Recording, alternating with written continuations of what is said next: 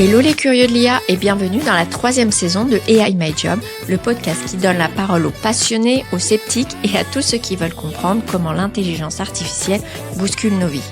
Je suis Barbara Meyer et chaque semaine, ou presque, je reçois des invités pour parler de nos métiers d'aujourd'hui et de ceux de demain.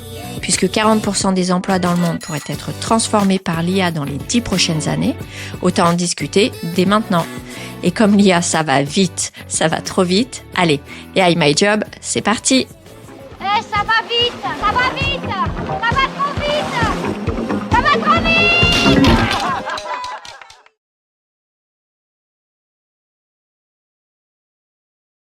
Bonjour Léna, je suis ravie de te recevoir aujourd'hui. Alors Léna, c'était une de mes premières invitées, enfin tu es même la deuxième invitée que je ne connais pas personnellement. Je suis ravie de ce challenge. On se connaît par LinkedIn parce que quelque chose nous unit, c'est les ressources humaines. Et toi, tu as la particularité d'avoir inventé quelque chose, en France en tout cas, ou importé quelque chose qui s'appelle le job sharing. Alors, pour préparer cet entretien, j'ai un peu fait des recherches. Je me suis quand même aperçue que le job sharing, c'était quelque chose de pratiqué un peu partout dans le monde et même en politique en Australie. Et donc, je suis ravie d'explorer un peu avec toi ce sujet de job sharing et le lien avec l'IA. Vous allez voir, c'est tout simple. C'est que finalement, avec l'IA, on est en train de partager notre job. Et qu'on n'a pas attendu l'IA pour révolutionner le monde du travail. Alors Léna, je suis ravie de te recevoir. Est-ce que tu peux nous expliquer ce que c'est un peu le job sharing? Oui, ravie aussi, Barbara. Merci de me recevoir dans ton podcast aujourd'hui. C'est vraiment chouette. Comme quoi, effectivement, les réseaux sociaux, ça aide et ça crée des nouvelles connexions, donc c'est chouette. Oui, le job sharing, c'est pas nouveau, effectivement, parce que ça existe depuis plus de 30 ans, finalement. Donc, c'est un mode de travail qui est prouvé et éprouvé, on va dire. Et pour faire simple, ce que c'est tel que le dit son nom, job sharing. Donc, c'est partager son poste. Partager son job, donc c'est en gros 2 personnes qui vont être en co-responsabilité sur une même zone de responsabilité, sur un même emploi. Et donc, ils vont partager soit à temps plein, 2 personnes à temps plein, soit à temps partiel, ou même en hybride, une personne à temps plein et une personne à temps partiel, et qui vont du coup œuvrer sur la même zone de responsabilité au quotidien dans leur métier. Et alors, raconte-nous comment tu as eu ce besoin de partager ton job. C'est quoi ton histoire personnelle derrière ça?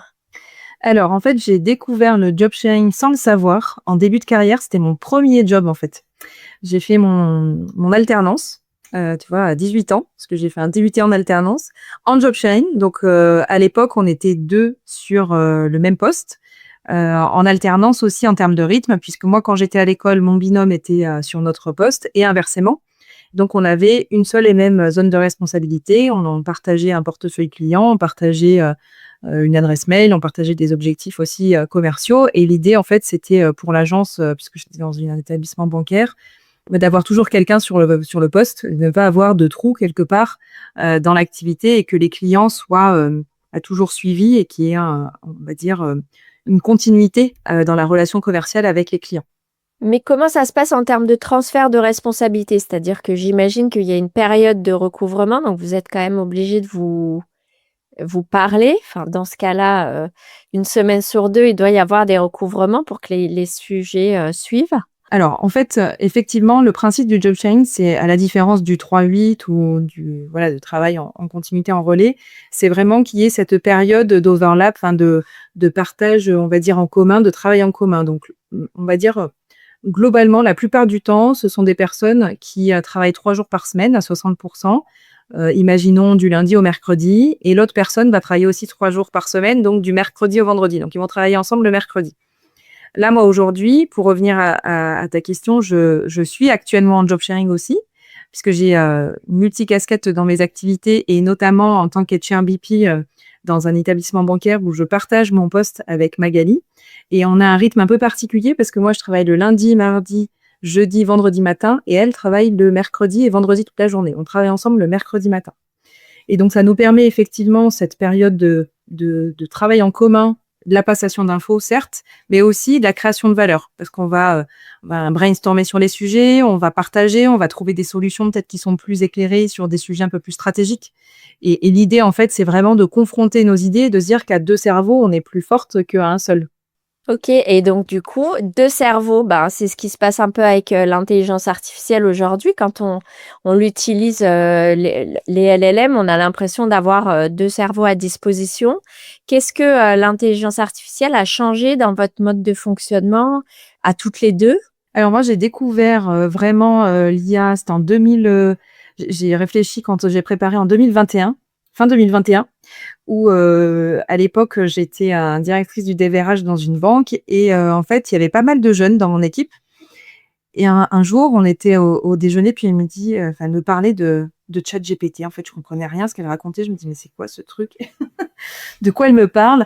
Et puis, j'ai mis le pied dedans et en fait, j'ai pris goût dans le sens où effectivement, moi, dans mon quotidien RH, je l'utilise énormément depuis, sur, tout un tas de sujets. Alors bien évidemment avec toute la confidentialité qu'il faut, hein, puisqu'on avait, effectivement ces problématiques et ces sujets de confidentialité et de données, confidentielles des collaborateurs notamment. Mais plus sur, on va dire la rédaction de documentation, sur l'automatisation de certaines tâches, plus sur aussi la partie recrutement. Moi, je l'ai beaucoup utilisé sur la partie recrutement et notamment, de challenger un petit peu nos modes de recrutement, nos questionnements, d'aller un peu au-delà et de finalement aussi casser nos automatismes et nos biais cognitifs. Même si, avec le recul, on sait que l'IA aussi reproduit les biais cognitifs, des êtres humains, donc c'est aussi un piège, il faut faire attention pour ne pas tomber dans une pensée unique aussi. Donc ça a changé beaucoup dans ma façon de travailler et d'aller, moi je suis quelqu'un en plus qui aime bien aller, vite on va dire et qui suis assez dans l'efficacité, dans l'efficience. Donc j'ai essayé de me débarrasser on va dire de tout ce que j'aimais pas trop faire et qui me semblait pas vraiment à valeur ajoutée et de pouvoir optimiser sur la valeur que ça pouvait créer. Et dans le duo avec Magali, nous ça nous est très utile, parce que quand on parle de job sharing, on parle aussi de transmission d'informations. Du coup, il faut on passe une partie de notre temps à rédiger des synthèses et en tout cas à faire des suivis de tous les sujets que l'on aborde pour que, quand l'autre revient sur le poste, elle soit au même niveau d'information. L'objectif même du job sharing, c'est qu'on soit vraiment interchangeables et qu'on puisse répondre et l'une et l'autre, de la même façon à nos interlocuteurs, internes ou externes. Et donc, l'IA, par exemple, nous, on l'utilise énormément quand on est en visio, par exemple, on utilise Copilot, nous, aujourd'hui, pour faire les synthèses, pour faire avec la retranscription et puis pour pouvoir aller à l'essentiel quand on a des réunions de 2-3 heures, du coup, éviter de prendre des notes pendant 2-3 heures et de pouvoir avoir une synthèse et d'aller à l'essentiel quand Magali revient, qu'elle puisse lire le compte-rendu en quelques minutes. Elle a compris les enjeux, le plan d'action, qu'est-ce qu'elle va avoir à faire suite à cette réunion-là et qu'est-ce que moi j'ai fait, par exemple, ou qu'est-ce qu'a fait nos interlocuteurs. Mais également dans notre quotidien, on va dire RH aussi, c'est-à-dire que sur des sujets, je parlais tout à l'heure du recrutement, mais pas que. Là, on doit travailler des documentations, on va dire, internes, réfléchir à des courriers, réfléchir à des chartes ou on va dire, du quotidien, challenger un petit peu notre vision des situations aussi. C'est vrai qu'on peut être amené à l'utiliser pour, non pas pour nous remplacer, mais on l'utilise vraiment comme un outil pour nous challenger et pour aller plus loin, en fait, en termes de réflexion et en termes de partage. Et notamment, tu vois, on utilise OneNote comme outil, on va dire, on va dire de retranscription de toutes nos infos. On utilise aussi pas mal, on va dire dans nos outils recherche Copilot, on va dire, recherche-moi toutes les informations au sujet de ce collaborateur ou de cette situation et fais-moi une synthèse un petit peu de tout ce qui s'est passé. Donc voilà, c'est hyper utile dans notre mode de travail encore plus parce qu'on a besoin de gagner du temps et de pas perdre du temps justement sur l'analyse des documents ou des informations écrites en fait. Tu mentionnais, la réduction des biais dans le recrutement, mais est-ce que, du coup, dans ta relation avec Magali, vous vous rendez compte que vous réduisez aussi, les biais dans votre propre échange d'informations, passation des dossiers, interprétation de ce qui s'est passé? Oui, et ça c'est super parce que le fait d'être 2, forcément ça peut être dans certaines situations moins confortables. Parce que quand tu es seul, tu prends tes décisions tout seul, tu as ta vision, tu la déroules et puis tu avances.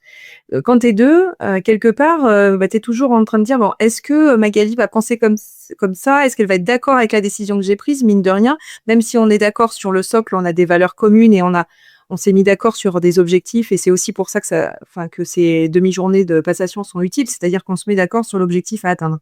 Mais oui, bien évidemment, nous restons des êtres humains uniques et avec nos spécificités, nos singularités et donc quelquefois, on a, des prismes qui sont pas forcément objectifs, ou en tout cas qui sont biaisés par rapport à notre expérience ou par rapport à notre passé ou à qui nous sommes, en fait.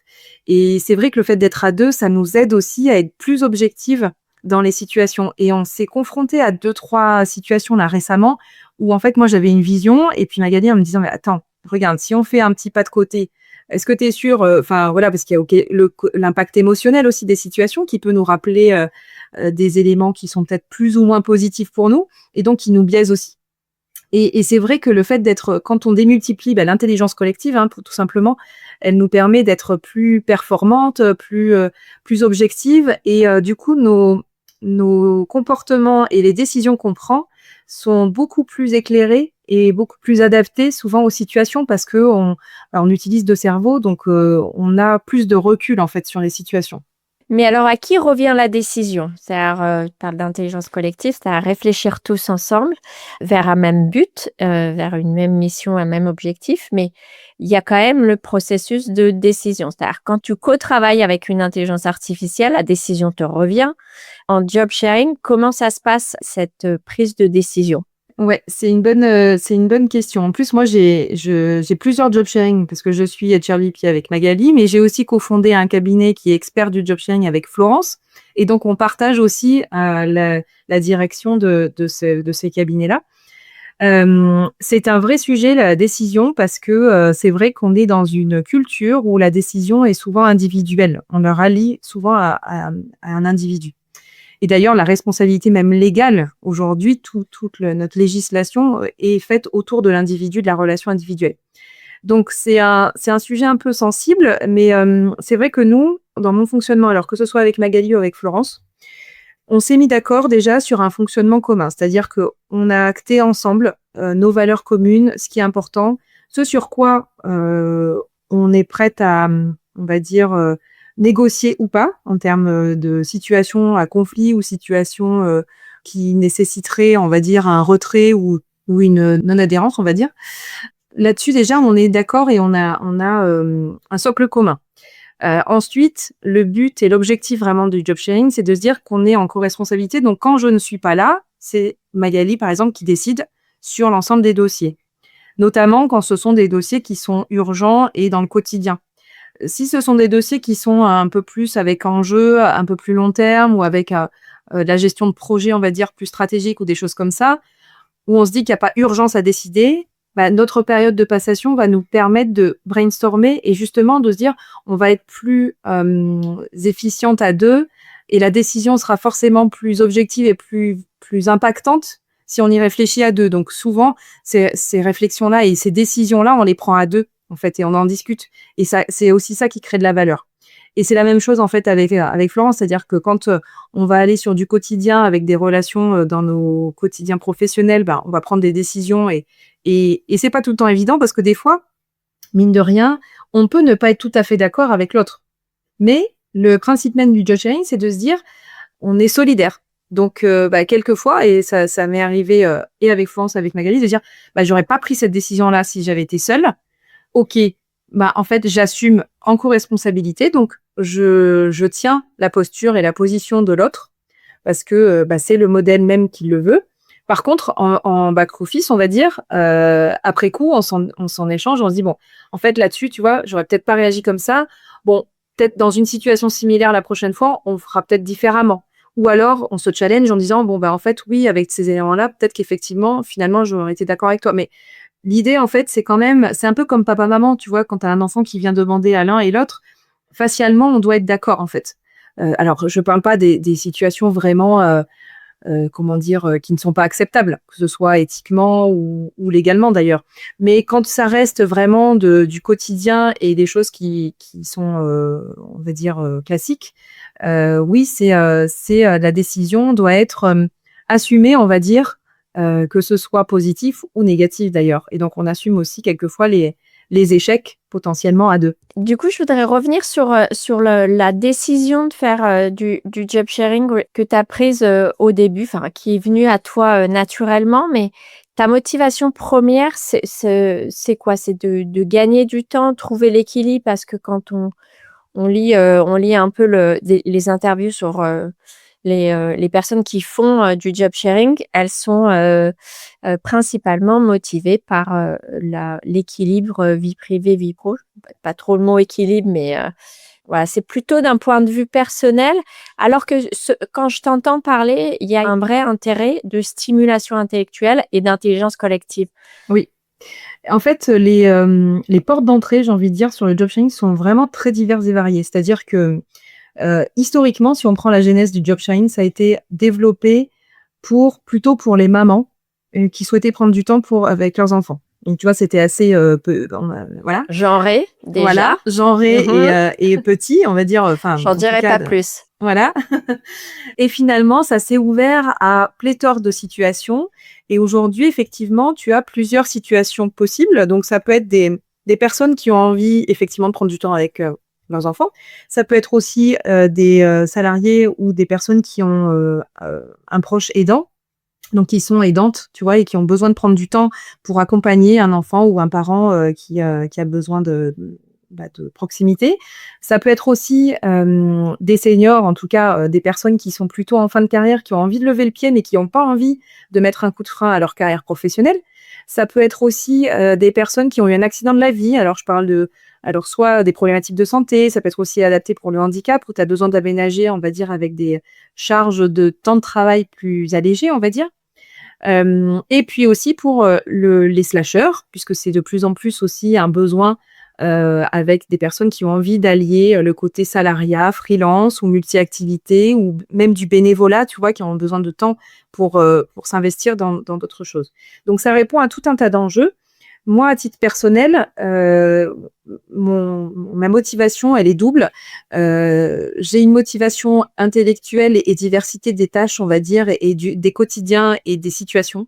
C'est très stimulant. Ça me permet d'avoir des activités très différentes et de pouvoir m'investir pleinement avec des temps distincts, on va dire, dans plusieurs activités. Donc ça me plaît vraiment beaucoup.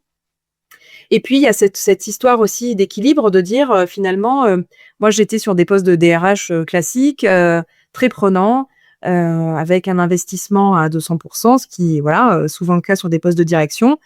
Et où voilà, j'ai 3 enfants, dont une petite qui est encore en bas âge, entre guillemets. Et donc, j'avais envie voilà, de passer plus de temps, de pas me retrouver finalement à rentrer le soir à 19h30 et à devoir rebosser d'ailleurs à 21h ou 22h.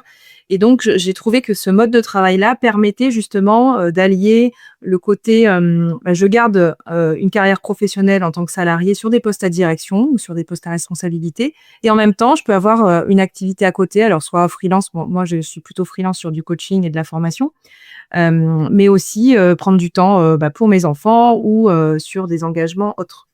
Donc, j'en suis arrivée là, et c'est vrai que je me suis rendu compte finalement en parlant avec Florence, pour le coup, là, qui est mon associée sur Worksharing, qu'il avait pratiqué, elle, en Allemagne pendant 3 ans, pour des raisons autres d'ailleurs. Elle, c'était pour reprendre ses études et pour se former justement et être en reconversion professionnelle. Et donc, quand elle est revenue en France, on s'est dit, mais en fait, c'est un mode de travail qui n'est pas du tout connu en France. Pourquoi est-ce qu'on n'en parlerait pas déjà pour faire témoigner ? Et donc, on a pris un peu notre bâton de pèlerin et on a été un peu à la recherche des personnes qui ont pratiqué le job sharing en France, parce qu'il y en a quand même un certain nombre. Et on s'est rendu compte que c'était un mode de travail qui n'était pas du tout médiatisé, qui n'était pas connu et qui méritait d'être mis en valeur, en fait. Et donc, dans ce contexte, quand vous prenez votre bâton de pèlerin, c'est quelle année? On est déjà dans les années d'intelligence artificielle, où vous êtes en amont, où vous dites on va révolutionner le monde du travail? Alors, ça s'est fait un peu de façon un peu concomitante, c'est-à-dire que, tu vois, moi, j'ai découvert le job sharing, c'était il y a 20 ans, donc ça fait un bail quand même. Florence, elle l'a pratiqué, il y a 5-6 ans, donc c'était quand même un peu avant on va dire l'avènement de l'intelligence artificielle et on a commencé, nous, à vraiment en parler, en France, ça fait, 1 an et demi, 2 petites années. Donc tu vois, c'était à peu près en même temps, finalement, que vraiment, le moment où l'IA a pris son essor, en fait. L'IA générative arrive. Son objectif, c'est quand même d'accélérer un peu la productivité des uns et des autres et normalement de te libérer un tout petit peu de temps parce que en vérité, tous mes invités disent que ça leur fait gagner du temps, mais aucun n'utilise ce temps pour sa vie personnelle, enfin très peu. En fait, ils en profitent pour encore plus travailler ou travailler autrement.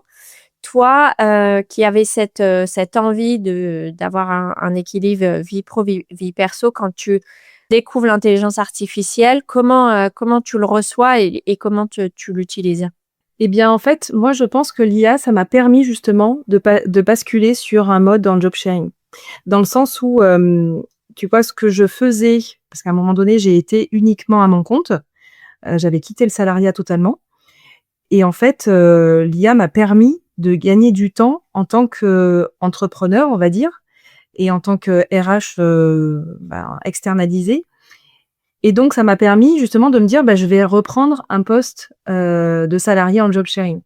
Ce qui n'aurait pas été envisageable, avant parce que, j'ai automatisé pas mal de choses et je l'utilise vraiment dans mon quotidien aussi de freelance et en tant que RH, on va dire externalisé. Donc, ça m'a quand même moi, permis, tu vois, d'allier les 2 et de conserver quand même un équilibre de vie dans le sens où aujourd'hui j'ai quand même une multicasquette et une multi-activité et j'arrive quand même à prendre une partie de mon mercredi avec ma fille.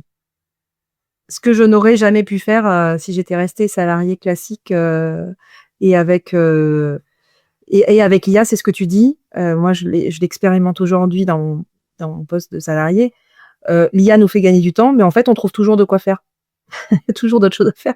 Il y a toujours plus parce que en fait, finalement, l'IA, elle te donne d'autres idées, en fait. Elle t'aide à automatiser des choses, mais tu récupères de la valeur et du temps pour faire autre chose et je trouve qu'elle te donne l'autorisation de faire, aussi, heu, d'autres tâches que, tu te disais: «J'ai pas le temps, ça va me prendre du temps, j'ai pas envie de le faire» et cetera donc finalement, elle nous autorise à faire plus de choses. Je sais pas si tu as ce phénomène-là? Et des choses qu'on préfère faire aussi, tu vois? En fait, c'est aussi ça. Moi, c'est ce que je disais tout à l'heure. Moi, l'IA aussi, je lui délègue quelque part des choses qui me plaisent moins.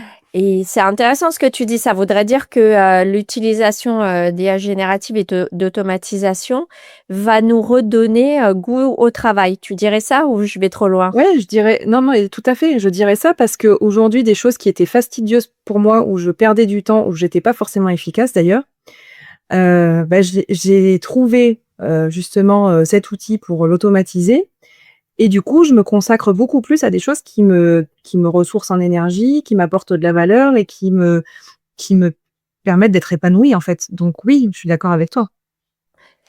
Et est-ce que tu pourrais imaginer que, du coup, un de tes postes ou une de tes fonctions soit partagé avec une intelligence artificielle et que tu ne le partages plus avec quelqu'un? Alors non, je peux pas l'imaginer. Est-ce que ça serait possible? Parce que là, je t'entends, donc je ne peux pas, c'est je ne veux pas l'imaginer. Oui, c'est ça. Ton côté humain de ressources humaines, je t'entends, enfin, je lis entre les lignes, mais Alors c'est rigolo parce qu'avec Florence, on a créé un agent sur, ChatGPT on l'a appelé Flona. Florence, Léna, Flona et en fait, c'est notre, «super assistante» entre guillemets. Donc on on en parle, on l'a prénommée, tu vois? Donc et souvent on dit: «Bon, bah, OK, là, on bug un peu ou là, je vais demander à Flona de nous aider» et cetera. En fait, elle fait partie de notre équipe. Donc c'est assez rigolo parce que, je me verrais pas partager uniquement avec une IA, mais c'est un outil quand même qui nous accompagne et et qui, oui, je parle en plus, c'est vrai que les wordings qui sont utilisés, agents, et cetera, on personnalise entre guillemets quelque part quelque chose qui est abstrait. Mais du coup, je me verrais pas parce qu'il y a mon côté, comme tu dis, humain qui prend le pas et je me dis non, l'IA ne peut pas remplacer l'humain, c'est pas possible. Par contre, c'est vrai que là, en l'occurrence, on peut avoir un espèce de trio qui s'est formé avec Flona, tu vois, donc c'est intéressant ta question. L'épisode avant toi, c'était Nolwenn Godard. Elle travaille sur l'impact de l'intelligence artificielle sur l'environnement et elle disait mais le coût d'un s'il te plaît merci. Alors je sais que voilà, du coup j'en profite parce que j'imagine que si vous avez un agent à deux que vous considérez comme une alliée ou une partenaire, j'imagine qu'en plus vous êtes poli avec elle. La politesse coûte énormément en électricité et en eau, je te le dis, Léna. C'est le petit message de la semaine dernière avec Nolwenn. Est-ce que du coup, pour revenir au sujet de l'impact de l'intelligence artificielle sur le monde du travail, est-ce que toi, tu vois dans ton quotidien une grosse évolution en termes de et productivité et happiness, puisqu'on vient de dire que finalement, si on l'utilisait bien, on était encore plus content d'aller au boulot. Productivité, j'ai envie de te dire oui, parce qu'effectivement, on a quand même des collaborateurs globalement qui vont être plus efficients rapidement en tout cas, et qui vont produire de la qualité, mine de rien quand même. C'est vrai que ça reste souvent qualitatif, même si je redis, rien ne remplace l'humain, et que forcément voilà, le collaborateur en lui-même va devoir retravailler, puis apporte aussi une valeur ajoutée, ça c'est certain. Donc oui, je pense qu'on a gagné quand même globalement en efficience et en productivité, même en performance, sur certains aspects. Et en happiness, alors c'est une bonne question parce que je saurais pas vraiment répondre à cette question, dans le sens où je pense qu'on est dans une société quand même qui est à la recherche et qui court derrière le temps et court derrière la checklist en fait à terminer et le toujours plus. Et c'est vrai que c'est ce qu'on se disait un peu plus tôt, c'est que finalement le gain de temps qu'on a, la facilité ou la facilitation que ça nous apporte au quotidien sur des sujets qui nous pèsent, ou que voilà, où on se dit on est plus rapidement satisfait de notre travail. Bah, finalement on a oublié déjà ce que c'était avant. Notre cerveau, il a déjà fait un reset de l'avant IA, et du coup, c'est toujours plus. C'est toujours plus, et du coup, on est dans l'urgence et dans la rapidité d'exécution de plus en plus. Et il y a des études qui démontrent quand même que le fait d'être dans la rapidité toujours et toujours plus, notre cerveau, il n'est pas fait pour ça non plus. Il a besoin de prendre des temps de pause, il a besoin de prendre des temps off, des temps où il réfléchit pas en fait. Et où quelquefois, nous, dans notre job avant, quand on n'avait pas tous ces outils-là, on prenait le temps d'écrire, on prenait le temps et c'était plus lent. Ouais, tout était peut-être plus lent, mais notre cerveau avait besoin de ces temps-là aussi pour se régénérer, pour aussi se reposer et se ressourcer. Et moi, je le vois aujourd'hui, il y a beaucoup d'épuisement quand même. Il y a beaucoup d'épuisement parce que c'est la recherche de toujours plus rapidement, et en laissant peu d'espace à notre corps et notre cerveau de se régénérer. J'aurais envie de te dire oui, ça crée plus de bonheur, mais je suis pas certaine de ça. Ouais, tu décris deux phénomènes. Tu décris la sursollicitation de nos cerveaux par les écrans, les notifications, les messageries, et la sursollicitation d'intelligence artificielle, où il y a une course à la productivité qui se crée et où il faut aller aussi vite que l'intelligence artificielle, ou en tout cas les développements et les versions qui sortent, parce que tous les jours on a une nouvelle version, tous les jours on a un nouvel outil qui nous permet d'aller plus vite. Donc en fait, on est aussi dans la phase un peu gargantuesque de tout essayer et d'essayer d'embrasser cette technologie aussi vite qu'elle ne sort sur le marché. Et tu vois, pour rebondir là-dessus aussi, je pense que ça peut avoir des effets pervers dans le sens où, par exemple, moi, j'avais mis en place un chatbot via une IA pour les collaborateurs qui répond justement sur on va dire, les thématiques basiques de paye, de congé, enfin voilà, temps de travail, enfin tous ces sujets-là.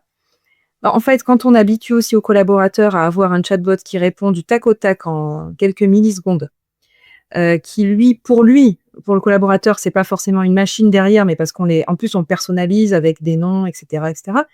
Finalement, quand il nous sollicite, nous, là, je prends vraiment mon côté RH opérationnel, hein, quand ils nous sollicitent et qu'ils n'ont pas de réponse dans l'heure ou même dans les 15 minutes, hein, et ben, on va avoir un mail, ensuite, au bout de 20 minutes, un Teams, puis après, un WhatsApp, et puis, et en fait, on s'est habitué en tant qu'être humain à devoir répondre aussi rapidement qu'une machine le fait. Sauf qu'on n'est pas fait comme une machine.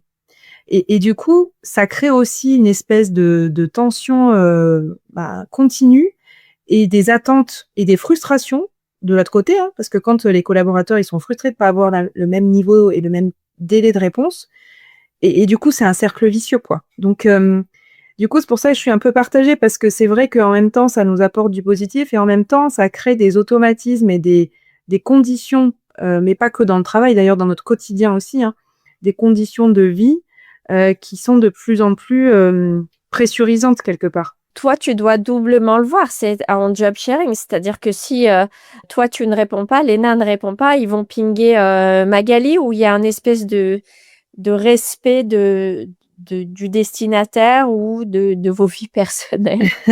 Non, alors le but aussi à nous du job sharing, c'est pour ça qu'on est assez précautionneuse avec Magali là-dessus, c'est qu'on a une seule adresse mail et on a créé, tu vois, des Teams communs justement avec tous nos interlocuteurs internes. Et nos interlocuteurs, on les a briefés, on les a accompagnés en leur disant, de toute façon, il y aura toujours quelqu'un. Ce sera soit l'une, soit l'autre. Mais ça sert à rien de nous sursolliciter, soit l'une, soit l'autre. De toute façon, vous aurez une réponse. Et donc, voilà, l'idée, c'est de se dire, mais on a le cas. Tu vois, moi, j'ai eu le cas la semaine dernière. Magali n'avait pas répondu et ils ont testé sur mon Teams personnel, tu vois. Et en fait, j'ai dû dire, en fait, ça passe par notre boîte mail commune et de toute façon, tu auras une réponse. Mais oui, c'est humain, en fait, hein. Et malheureusement, c'est un peu notre travers, quoi. Du coup, vous partagez les mêmes outils en job sharing d'intelligence artificielle. Vous avez chacune le vôtre. Comment vous êtes construit votre bibliothèque d'outils qui vous rend à deux performantes parce que vous êtes sur le même poste. Et donc, on revient sur la prise de décision parce que c'est des micro-décisions, mais c'est des décisions quand même. Comment vous construisez votre stack d'outils intelligence artificielle? Nous, on est parti du principe qu'on partageait les mêmes outils. Et on est aussi quelque part contrainte entre guillemets d'utiliser les outils aussi de l'entreprise, hein, parce que voilà, il faut que ça rentre aussi dans une politique générale de l'entreprise avec tout ce qui peut être aussi conformité et puis sécurisation des outils en interne. Donc, notamment, tu vois, on a notre adresse mail personnelle chacune parce que c'était obligatoire dans l'organisation dans laquelle on est. Et on a créé une adresse mail commute, générique, et on ne communique qu'à travers cette adresse mail générique. Mais par contre, on a pas mal d'informations qui arrivent sur nos adresses mail personnelles. Donc, il faut switcher et être assez flexible sur ça. Et après, on a mis en place, c'est ce que je disais tout à l'heure, effectivement, un OneNote partagé. Donc là, vraiment, c'est notre outil de base, on va dire, de transmission d'informations. Et on a demandé chacune une licence Copilot pour justement les éléments dont je te partageais sur les visios, etc. Mais aussi, on utilise l'une et l'autre de façon distincte, on va dire, Copilot pour faire notre quotidien RH quand l'une et l'autre est pas là, en fait. Donc ça c'est sûr. Et après, à côté de ça, c'est vrai on utilise aussi des outils. Alors là, c'est en dehors quelque part on va dire des outils entreprises. On utilise pas mal WhatsApp avec des vocaux où on se laisse beaucoup de vocaux aussi pour se transmettre l'information. Mais c'est vrai que et après chacune, enfin moi tu vois, par exemple, je peux utiliser ChatGPT à titre perso sur certains sujets et je sais que Magali utilise Notion aussi sur certains sujets. On utilise avec nos outils par exemple, de test de personnalité, il y a une IA aussi à l'intérieur pour tout ce qui est recrutement et ça, c'est commun. Enfin, en fait, ça dépend. Voilà, ça dépend. On a une base commune, un socle commun des outils qu'on utilise, on va dire, pour notre fonctionnement à toutes les deux et sur nos tâches, on va dire, opérationnelles. Mais après, sur des besoins un peu plus spécifiques, on peut avoir des outils différents. Et sur le métier RH, c'est quoi qui t'a surprise le plus en termes de révolution IA? Qu'est-ce qui transforme ton métier de RH? Il y a tellement d'impact de l'IA sur notre métier RH.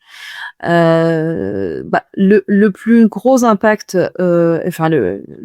celui qui est arrivé en premier, c'est le recrutement, c'est sûr, avec tout ce qui et puis tous les aussi les sujets qui ont été soulevés sur ça, et notamment on parlait des biais cognitifs aussi, avec tout ce qui s'est passé notamment aux États-Unis avec certains outils.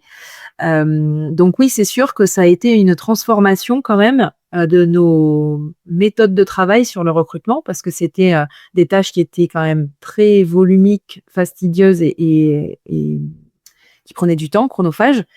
Et là, on a réussi quand même à mettre en place des outils aujourd'hui qui nous font gagner du temps et qui sont quand même assez performants, on va dire, qui nous apportent de la valeur.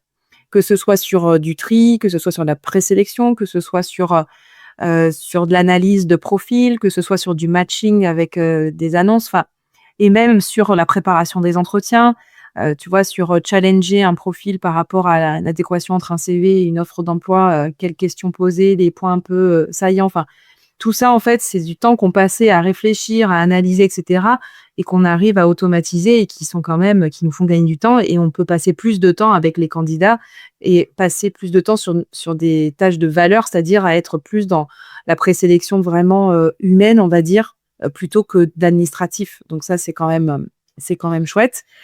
Et puis après, c'est effectivement, je parlais des chatbots, mais c'est vrai, on a quand même de plus en plus d'outils internes où on automatise de la réponse, on va dire, sur des basiques qui sont en lien avec nos autres outils, nos autres SIRH, sur de la réponse, on va dire, sans analyse particulière. Plus donner une réponse suite à une information qui est dans une base de données. Donc ça, c'est aussi c'est quand même une transformation importante, mine de rien. Et puis aussi, en tant qu'RH, on est aussi quand même porteur de la transformation interne des pratiques. Et ça, c'est le plus fort impact, je trouve, c'est que, en fait, quand l'IA est apparue, on savait pas trop qui allait être responsable de ce sujet-là, quoi. Est-ce que c'est la DSI? Est-ce que c'est la direction de la transformation? Est-ce que c'est les opérationnels? Est-ce que c'est la DRH? Et mine de rien, c'est un sujet qui est souvent tombé dans la bannette des RH en disant, en fait, ça a un impact sur les collaborateurs, ça a un impact sur nos pratiques, ça a un impact sur nos méthodes managériales. On parle de confidentialité des informations, on parle de sécurisation aussi de certaines données. Donc, tout ça, en fait, fait que c'est un élément qui revient quand même énormément dans la sphère RH et qui est un sujet qui est plutôt, qui à la base était un sujet technique SI, quelque part, IT, et qui est venu impacter tous nos modes de travail, notre rapport au travail, notre rapport à la performance, notre rapport à l'efficacité, notre rapport à la confidentialité. Et tous ces sujets-là, en fait, sont aussi dans la sphère RH. Donc ça nous a vachement challengé, nous, côté RH, quand même, parce que ça a fait évoluer notre métier aussi, quand même. Non, mais c'est sûr, et là, pour la première fois de l'histoire de l'informatique, on a un outil informatique qu'on peut tous utiliser. En fait, on n'a plus besoin d'IT. Tu vois, tu te dis, on construit des chatbots. Voilà, on peut se faire aider pour construire un chatbot, mais c'est hyper facile, ce qui n'était pas le cas. Tu vois, il y a 20 ans, je pense que les gens se faisaient même aider pour installer Outlook sur leur ordinateur avec des services IT où il y avait 5-10 personnes selon la taille de l'entreprise qui installaient les pack office, etc. Aujourd'hui, tout le monde est digitalisé, de plus en plus digitalisé. Et l'IA est un outil hyper simple à utiliser. Et ça, effectivement, c'est la première fois que ça arrive. Et que ça vienne dans les mains des RH, c'est pas complètement par hasard. C'est-à-dire, il faut bien commencer par un département et les RH semblent le mieux équipés pour s'outiller et en tout cas être le copilote ou être le pilote de l'expérience AI pour pouvoir l'implémenter. Tu peux pas demander au RH d'implémenter des trucs et on l'a déjà fait, tu l'as déjà vécu, j'imagine, comme moi, d'implémenter des méthodes de travail que nous-mêmes, nous n'avons pas testées et sur lesquelles on n'est pas convaincus. Là, je trouve que pour une fois, on nous donne la main pour se dire, on va tester des trucs. Si ça marche dans notre département RH, on va pouvoir le scaler à toute l'entreprise. Ça, c'est sûr que c'est quelque chose qui est transverse, qui est pas, qui nécessite pas d'expertise, qui est hyper agile et intuitif en fait, hein, et où t'as pas besoin effectivement de former particulièrement. Alors même si on doit quand même justement l'encadrer et former sur les risques potentiels, parce que justement vu que c'est tellement simple que finalement tout le monde se dit bon, on peut l'utiliser n'importe où, n'importe comment. En fait, il y a quand même des risques liés à ça. Et ça fait partie aussi de notre travail et de l'encadrer aussi juridiquement, parce que ça fait aussi partie de notre périmètre, la partie juridique, mine de rien.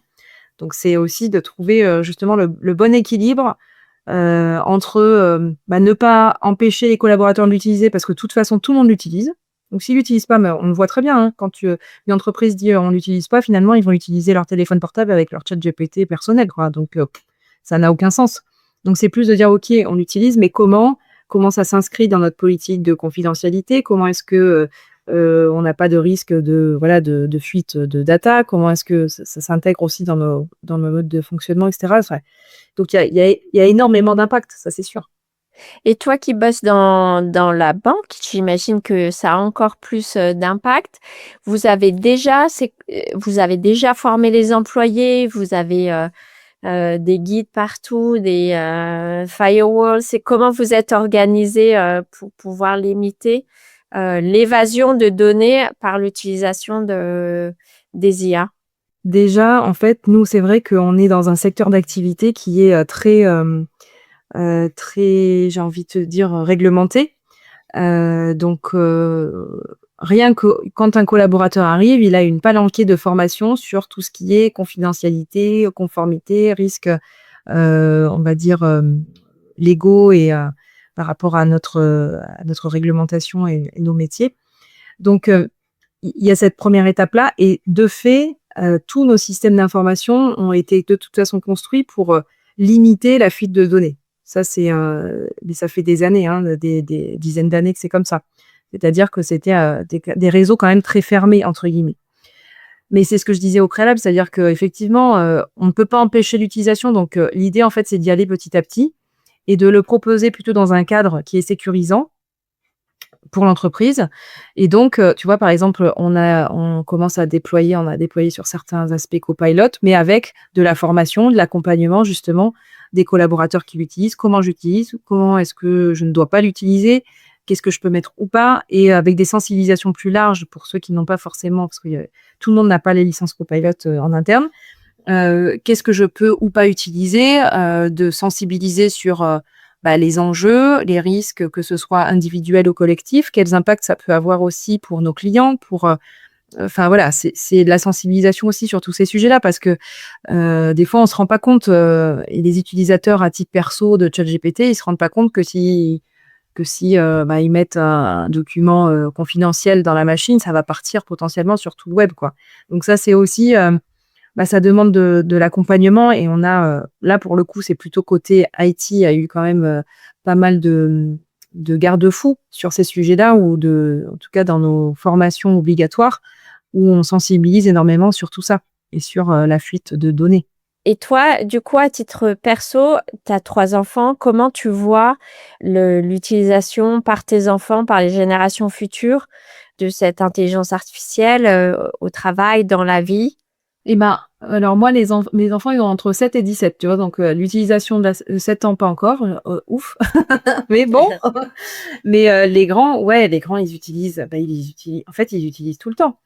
Et là, je me dis, franchement, c'est vrai que quand tu es au lycée et que du coup, tu dois. D'ailleurs, les profs ne font plus, par exemple, de devoirs à la maison. Et ils ont bien raison, parce qu'en fait, ça n'a plus de sens. forcément, ils sont tout le temps sur ChatGPT ou sur Gemini, Claude, ouais, exactement, sur tous les supports, en fait, on va dire d'IA, que ce soit textuel ou même, tu vois, de création de Note visuels, LLM, ouais, super pour les étudiants. ah Si vous ben connaissez carrément, non pas mais Note LLM, ouais, c'est c'est super. révolutionnaire. Mais tu as même, tu vois, moi, le moyen qui a 14 ans, il a ChatGPT en contact sur WhatsApp et il discute avec. Il y a eu, non, mais c'est quand même fantastique. Là, tu te dis, bon, ok, on est arrivé à un niveau. Donc oui, forcément que ça va avoir un impact sur les futurs salariés qui vont être et sur le futur du travail parce que c'est dans leur quotidien et ils ne perçoivent même pas l'intérêt d'aller ouvrir un bouquin ou d'aller regarder dans un dictionnaire. Je te parle même pas de voilà. Donc c'est sûr que ça va. C'était déjà fini avec Wikipédia que je vous conseille de remettre à jour. D'ailleurs, Wikipédia, c'est quand même une source d'information assez stable et neutre. Mais c'est sûr que non, le dictionnaire, voilà, il a été brûlé il y a longtemps. Mais en tant que RH, du coup, tu arrives quand même à te dire, mes enfants auront un métier. Ben, 17 ans, dans 5 ans, il est sur le marché du travail, quoi, 5-6 ans. Donc, t'es effrayé, et tu leur dis non, mais c'est plus la peine de travailler à l'école parce qu'il y aura quand même ChatGPT qui va vous aider. Non, non, j'ai pas ce discours-là parce que je crois vraiment que l'IA, faut l'utiliser comme un outil et non pas comme un remplacement de quelque chose et d'une connaissance.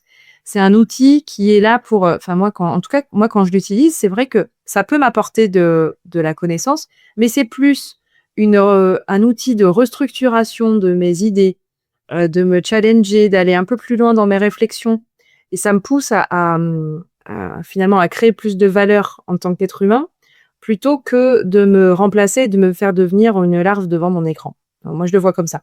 Et donc, je me dis, de toute façon, on ne pourra pas revenir en arrière. Donc, il ne faut pas en faire un tabou et se dire que le mettre sous le tapis et dire que ça ne sert à rien, parce que ça ne fonctionnera pas.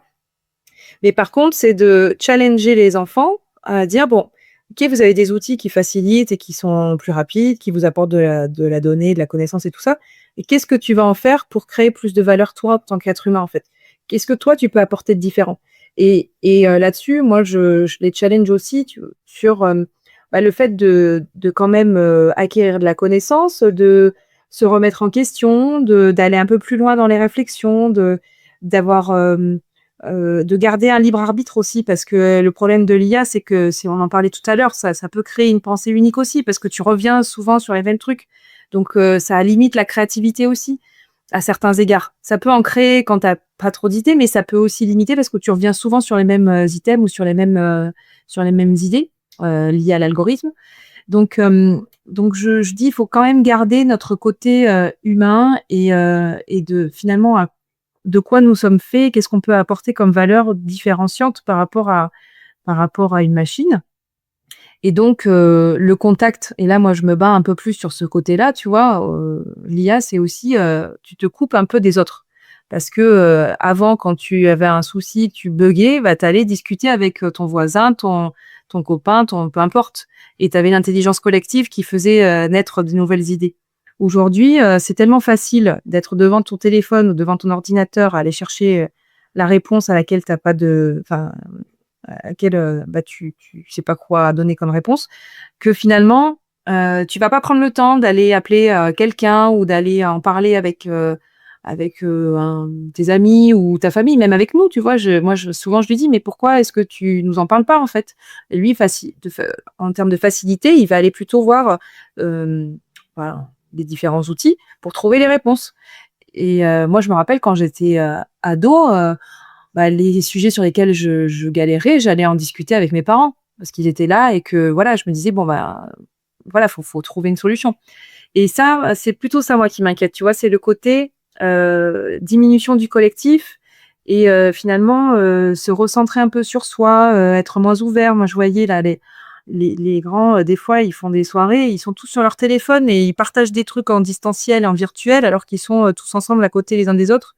Mais ce côté vraiment intelligence collective et partager, créer de la valeur et l'émulation que ça crée intellectuelle, c'est plus ça ma crainte. Est-ce que tu t'imagines, toi, tu as vécu une première révolution, enfin, tu crées une révolution de job sharing, il y a une révolution AI sur le workplace, il y en a eu d'autres, hein, il y a eu le Covid, etc. À ton avis, ça sera quoi notre prochain challenge sur le workplace, dans le lieu du travail? Je ne sais jamais comment traduire ça en français. Mais il y a une prochaine révolution, à ton avis, qui arrive C'est pas évident comme projection. On en a eu tellement en peu de temps. Moi, je me dis qu'en fait, nos prochains challenges, ça va être d'être dans les perpétuels changements, justement. Tu vois, de se dire qu'on n'aura plus forcément de continuité et de temps mort, tu vois. Et de se dire que, alors, je t'aurais dit il y a quelques années, on va être plus isolé derrière son PC, tous chez soi, etc. Mais on voit quand même qu'il y a un revirement de situation sur le fait de retrouver du sens à travailler ensemble, à être plus en présentiel et à essayer de limiter aussi, on va dire, le distanciel. Mais tu as des clivages aussi là-dessus. Donc, je pense quand même que la prochaine grande étape, c'est vraiment ce fameux équilibre quand même. Je parlerai de liberté, tu vois, de liberté, parce que j'ai l'impression que aujourd'hui, les grands enjeux quand même au niveau RH, c'est de se dire, en fait, tous les collaborateurs, ils veulent avoir un quotidien professionnel qui réponde à leurs besoins, leurs attentes, leurs contraintes, leurs exigences, leur potentiel d'évolution aussi, leurs compétences individuelles. Et en fait, comment est-ce qu'on fait au niveau entreprise, au niveau société, pour répondre finalement aux besoins individuels de chacun, tout en gardant un esprit collectif? Je vois ce sujet-là quand même qui émerge, tu vois, de se dire finalement la dichotomie entre le côté individuel et le côté collectif et trouver un équilibre entre ces différents sujets. Parce que c'est vrai que on est en perpétuelle recherche, tu vois, de se dire bah oui, il faut qu'on travaille ensemble, mais en même temps, on a besoin de reconnaître la singularité et de s'adapter à chacun. Enfin voilà, c'est un ping-pong permanent. Enfin, nous, au niveau RH, je le vois, c'est très compliqué. Et en même temps, on veut construire des parcours on va dire, de carrière. Et en même temps, on peut pas faire du copier-coller parce qu'il faut que ce soit adapté à chaque individu. Enfin voilà, il y a beaucoup de dichotomie en fait et de schizophrénie un peu dans tout ça. Donc oui, je dirais plutôt l'équilibre entre l'individu et le collectif, à mon sens. En tout cas, c'est un sujet qui émerge de plus en plus. Alors, sans le dire, mais tu prêches pour ta paroisse, parce que finalement, pour Oui, c'est réduire vrai. l'individualité, c'est pas le job sharing qui est la solution pour lutter contre cette individualité qui continue de croître et sociétalement, mais en plus qui est accélérée par l'intelligence artificielle. Donc du coup, la boucle est bouclée. Léna, on a résumé cette révolution intelligence artificielle avec ton sujet de base. Si vous ne voulez pas réfléchir que dans un axe et avec une seule intelligence humaine et une intelligence artificielle, bah, on vous propose de réfléchir au job sharing. Et donc, du coup, vous pouvez appeler Léna pour avoir plus de conseils. En tout cas, mille merci, Léna, pour ce super entretien. On a abordé plein de sujets, le métier des RH en pleine évolution et qui devrait être le pilote de l'implémentation de l'AI générative dans les entreprises. On a abordé le futur de nos enfants un peu pour les sortir un peu de leurs écrans, mais en tout cas leur laisser leur jugement et continuer d'apprendre par eux-mêmes sans attendre que l'intelligence artificielle réponde à sa question. Et puis, j'ai adoré mieux comprendre ce que le job sharing apporte à l'humain, mais aussi à l'entreprise. Alors, un grand merci, Léna. Merci à toi. C'était vraiment un chouette épisode de pouvoir réfléchir sur ces différentes intelligences. Super. Et bien, à bientôt. À bientôt. Merci. Merci à tous d'avoir écouté AI My Job. Pensez à vous abonner et à laisser 5 étoiles pour nous soutenir et nous aider à continuer à réfléchir ensemble autour de l'IA. Alors en attendant le prochain épisode et avant que l'IA prenne le job, eh bien, travaillez bien.